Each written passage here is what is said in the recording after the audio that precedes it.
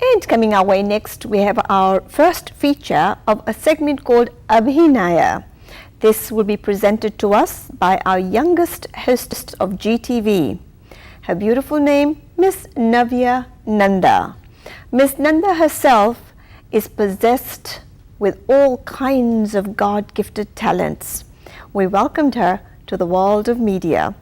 Let's see this talented youngster with her take for this week in her segment called Abhinaya. Namaskar, my name is Navya Nanda and I will be your host on Women's Worldview for the show Abhinaya, the Soul of Dance. Today in our studio we have Dr. Chitra Krishnamurti, an Odissi dance teacher in the Potomac area. In addition to being a fabulous Odissi teacher, she also works at the National Heart, Blood and Lung Institute at the National Institutes of Health. Chitra is an amazing person and she's also my very own Odissi guru, and it's a great honor and privilege to have her here in this set. Over the years, Chitra has not only been a teacher to me, she has pretty much become a mother and a great guardian.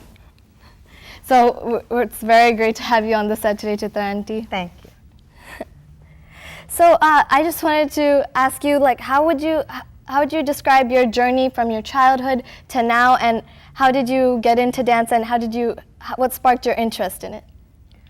I've danced since my childhood, without a doubt. Mm-hmm.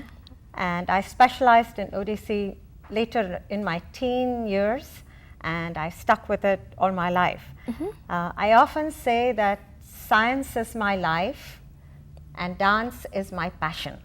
So I guess it's children like you who keep me going, and it's because I teach children like you and I try to motivate them, give them incentives. Mm-hmm. So hopefully the Odissi tradition will still be vibrant in the area.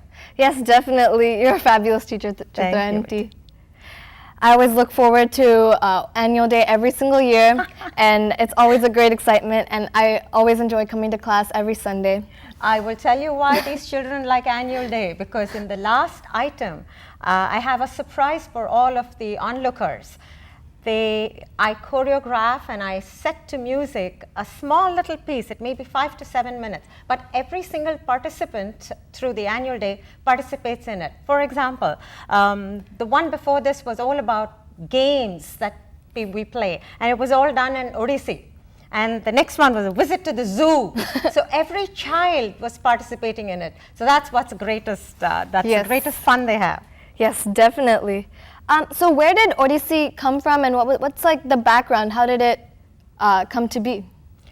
Odissi is from the eastern state of India, from Orissa, and the postures and positions have been taken from the sculptures of the temples in Orissa. So it originated as temple dances, and the Devadasis, or the people who were praying to the Lord, used to sing and dance in the temples. So after that, it was taught to these little young boys, because women still from Brahmin families and all were not allowed to dance. So these Devadasis taught it to the Gotipuas, and from there it moved on to the common public. Now, of course, it's a big fashion and a fad. So people like Guru Khelu Charan Mahapatra, who is one of the pioneers of Odissi, is also my guru, and his Shishya or disciple, Padma Shri Sanjukta Panigrahi, was my direct guru. So I am very, very privileged and fortunate to have been under their tutelage, and I'm where I am because of them. And of course, my parents. If it was not for their encouragement, I wouldn't be here. Yes, definitely. The costumes in Odissi are very vibrant and beautiful. And could you describe a little bit about the typical attire that Odissi dancers wear when they go out to dance? So it's Sambalpuri saris that have these kind of woven borders and silk. That's beautiful. And thank you. And we wear only silver jewelry in Odissi, as opposed to the other styles. Yeah. And we have what is called a tahiya, which is like a flower thing at the back, and we have a cone in the center. And that's supposed to depict the temple where the dance originated. So when we get a dancer ready, we start with everything else and we put the top of the tahi on last, like now the dancer is accomplished and can go onto the stage. That's But very... everything else is the same. Everything is, it's all silver. That's the difference. Actually, I didn't know about the cone edition. I never really knew that it had the temple significance. That's great to know now. So in Odissi, there are two main stances, which are Chok and Tribhangi. So would you be able to give a small description of each of these poses? Sure. Navya, you know them, but Yes. just for the audience, the Tribhangi is the threefold bend, and the Chauka is the stiff posture which has got corners. And so it's where we make stiff turns, the Brahmaris. Yes. And the most important thing about Odissi are the torso movements. So where only the torso moves, nothing else in the body moves. And that's very, very typical and unique to Odissi, as you know. Yes. Yes, that was great. Like I've been learning Odissi for so many years, and the torso movement is always a part of all the dances that we do, Exactly. and it's a very important part. In Odissi, there's in the Odissi repertoire, there's many different parts, such as the Manglacharan, Moksha, Battu, Pallavi, and the Abhinaya pieces. So is there any like sort of interaction, any sort of order that these dances would go in to tell a story? Absolutely. We have a repertoire that consists of the Mangalacharan, which is our initiation dance. And in that, we invoke the deity of our choice. So I know you've learnt a few Mangalacharans by now. It could be Lord Ganesha Yes, or I think that's Goddess the one. Saraswati. It doesn't matter. That's the invocation dance. And that's followed by a pure Nritta dance, which is pure dance, and that's called the Battu. So that's also sort of an initiation in a sense of being able to do pure dance throughout. And it's to the same rhythmic syllables. The third one, which we consider to be our centerpiece, is the Pallavi. So the Pallavi is very unique. Every Pallavi is unique to a particular melody or raga and tala, the rhythm. So in that, we express pure dance again. It has no meaning, but every single torso movement is different for every Pallavi. And that's what makes it so Definitely. graceful and unique. Then we go on to Abhinaya, which we'll talk about in a second, which is all about self-expression.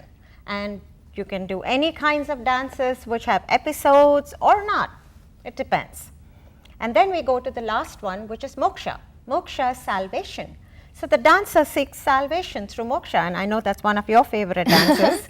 So in the Moksha, at the end of a very, very fast set of movement and footwork, we again bring in a god or a shloka. goddess, and then we shloka, and then it's a prayer, so that we hopefully transcend the audience along with us to moksha. Yes, mokshas are always beautiful, and I love performing mokshas.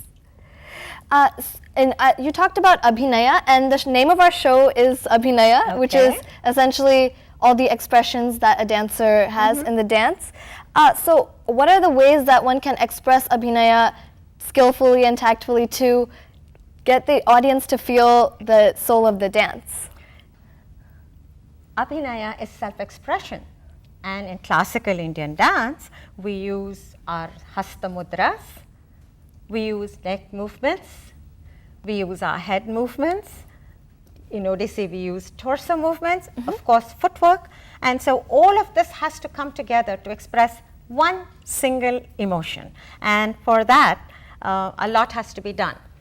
Funnily, or fortunately, or incidentally, Odissi is one of those where it's not that the line gets repeated and you move around trying to do different kinds of sanchari, which is elaboration. It is, we use footwork along with the dance to show Abhinaya. Okay. So that's what's unique about Abhinaya, as you will see in the following segments. Okay.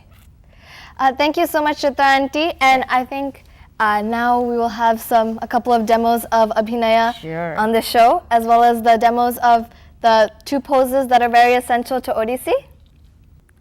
There are two main stances in Odissi, the threefold bend called the Tribhangi, and Navya will demonstrate that. We also have the Chauka, the stiff posture, the Chauka. Okay, so now there will be a demonstration of Abhinaya by two of Chitra Auntie's very talented students, and I can tell you about the little bit that they're going to do. It's a very short segment where I have two of my students, Neha Agarwal and Sanchari Ghosh. These are graduates of Nrityalaya. They will demonstrate a little interaction between Krishna and the Gopi, where they are playing Holi, the festival of color, and Krishna teases the girls and makes them bashful.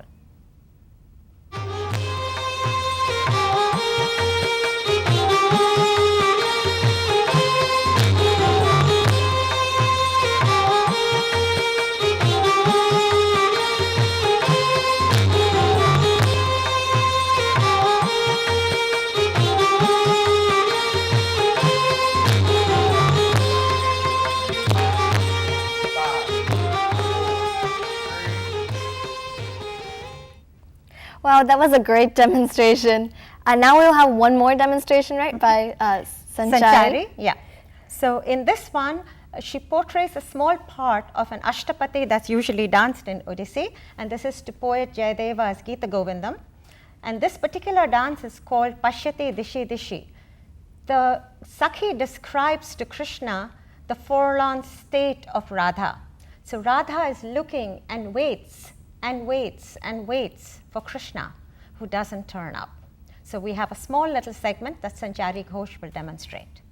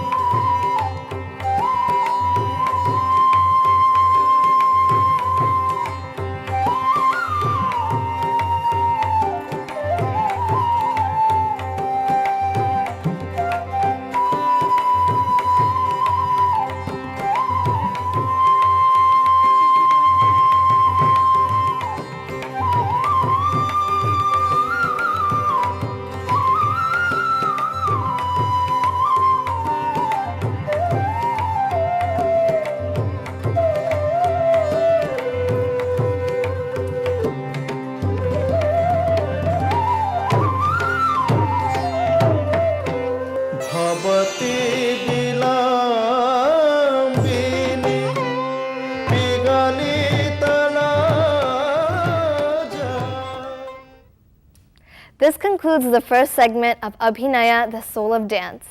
Be sure to tune in every fourth Saturday to watch the show again. Thank you so much for watching, and this is Navya Nanda signing off. A quick word before I go is to keep your dancing shoes on because it'll lead to a long and happy life. Namaskar.